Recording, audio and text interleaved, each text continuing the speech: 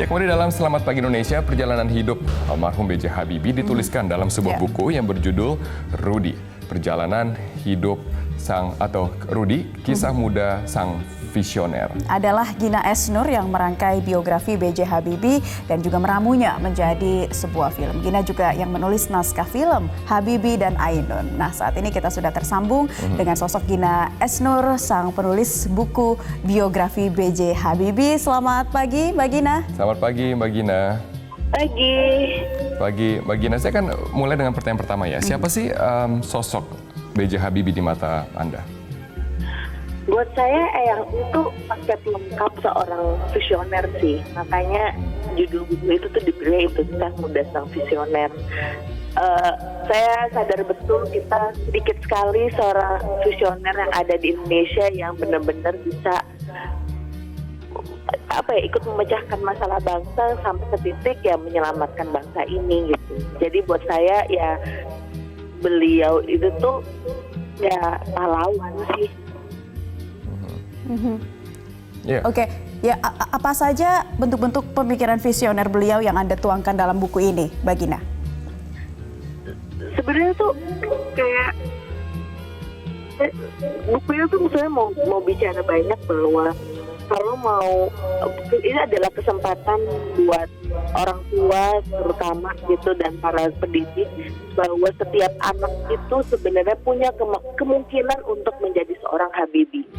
Maksudnya kita tuh selalu terlena bahwa bilang Eyang itu tuh jenius, kemudian IQ-nya salah satu yang paling tinggi di dunia, dan romantisme yang kelihatannya tuh ya udah ajaib aja gitu ada seorang Eyang. Tapi buku itu tuh mau bicara soal bagaimana ada seorang anak yang dididik oleh ayahnya, dikasih bacaan buku yang benar, kemudian ketika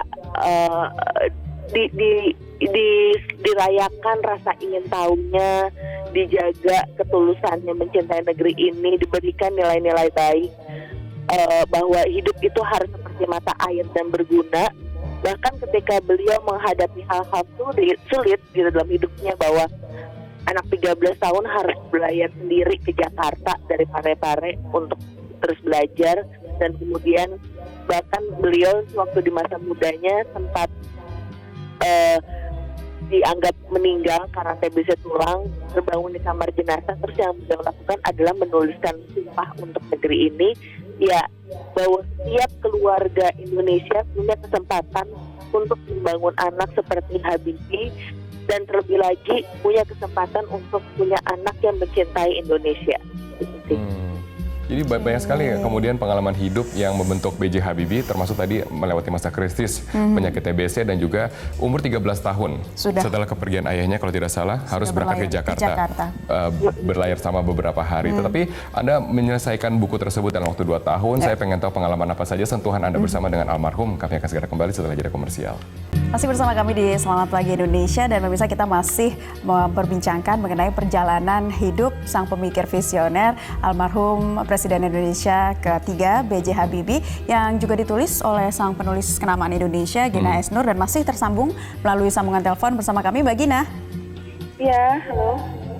Ya, Mbak Gina, apa sih kemudian pengalaman yang paling berarti, yang sangat personal antara Anda dengan B.J. Habibie?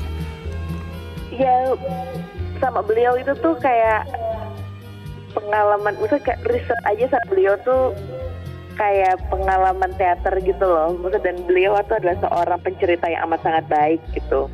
Bisa seru banget, bisa mendadak nangis, bisa tiba-tiba beliau nyanyi, bisa tiba-tiba beliau baca puisi gitu. Tapi sisi lain, beliau itu tuh orang yang sangat fun banget dan sangat perhatian.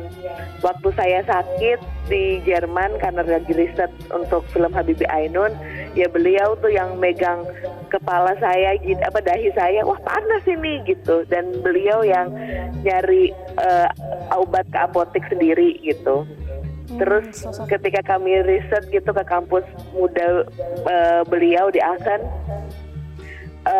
terus dia bilang ini nih ruangan untuk mahasiswa tuh seminar kuliah umum gitu.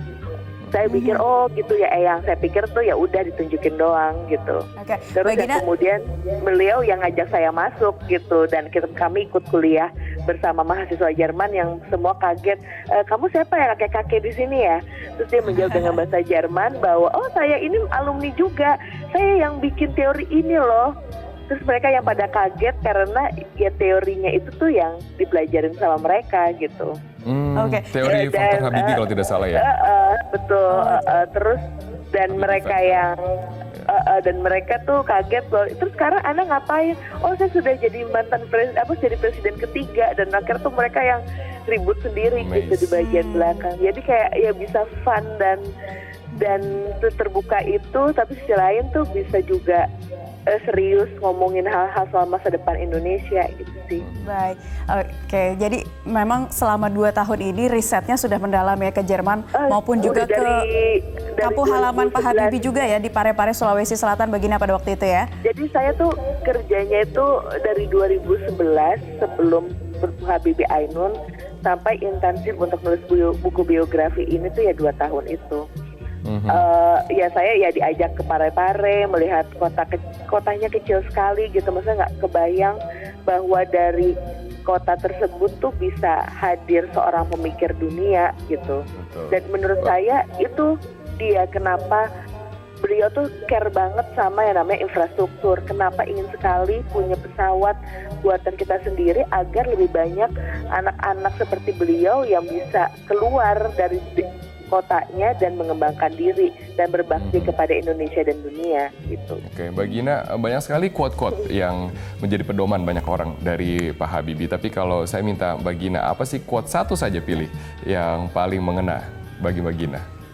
Bagi saya tuh, saya ingat banget satu malam gitu, beliau tuh ya cerita soal betapa jatuh bangunnya beliau membangun negeri ini, betapa beliau dikecewakan sama banyak orang gitu, bahkan dia menyebut nama-namanya yang nggak mungkin saya ceritain. Dan bagaimana akhirnya beliau tetap terus ya mencintai negeri ini gitu, dan kemudian beliau bilang ya nggak ada, saya tidak akan pernah benar-benar pergi meninggalkan Indonesia gitu. Saya akan terus bersatu dengan Indonesia, tapi paling tidak semangat saya yang akan terus bersama kalian anak muda. Luar biasa.